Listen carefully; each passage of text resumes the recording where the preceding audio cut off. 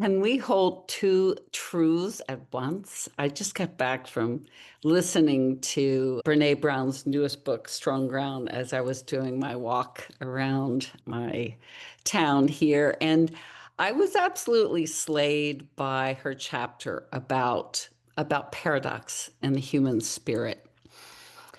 She uses a metaphor that really has stayed with me and cracked something open in me and also sent me in to spend a little time journaling when I got back. And the metaphor she used for leadership is that we can at once be the plumber and the poet. And the plumber is some part of us that is practical, grounded, and gets things done. And the poet is that imaginative, intuitive visionary inside of us. It reminded me that life isn't about choosing one or the other.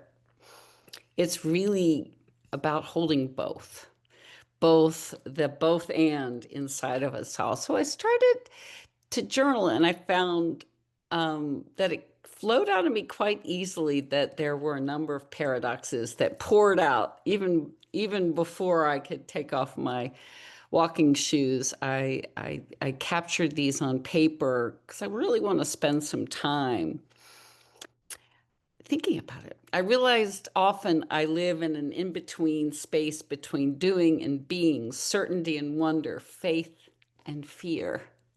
Over a lot of my life, like a lot of us, I feel like I've been overly, I call myself the productivity junkie. I've been ambitious. I've wanted to achieve and do.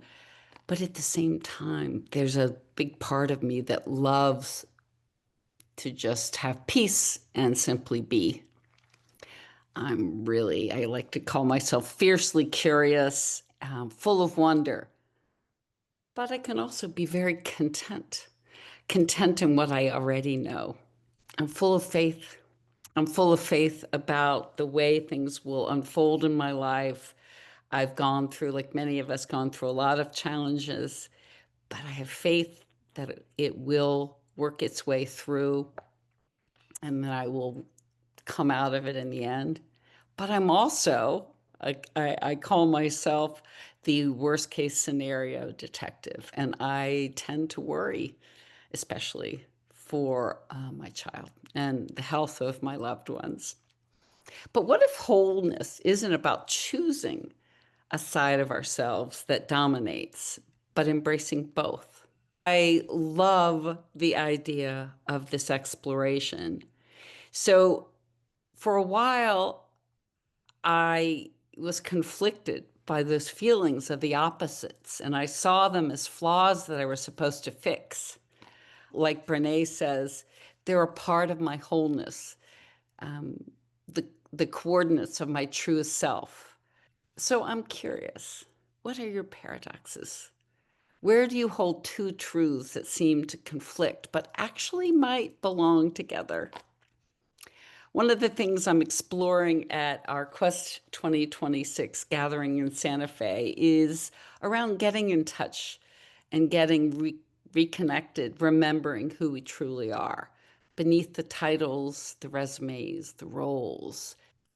We'll spend some time also ditching old stories and beliefs like that we have to pick one way of being, like we are to this or not enough that. All those beliefs can keep us stuck and hold us back. And as I like to say, keep us on the breakdown lane on this amazing third act journey of possibility.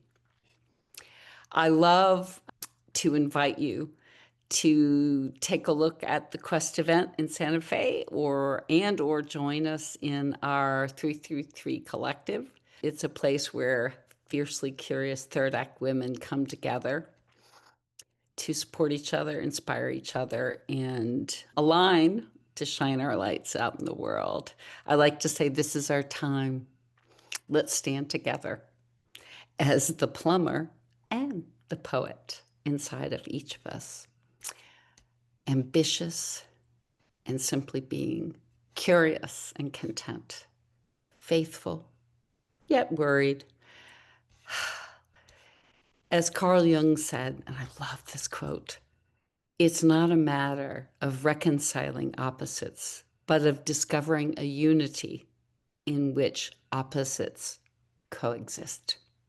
Isn't that a beautiful metaphor for life? Have a beautiful day. Please reach out or post down below if you're seeing this on social media and share a paradox of you. And it may be one you've just discovered, one you've been battling, or one that you've known all along that you embrace. You know that song, Both Sides Now? It's, thinking about that has really added a different layer of meaning of that beautiful song to me. Have a beautiful day.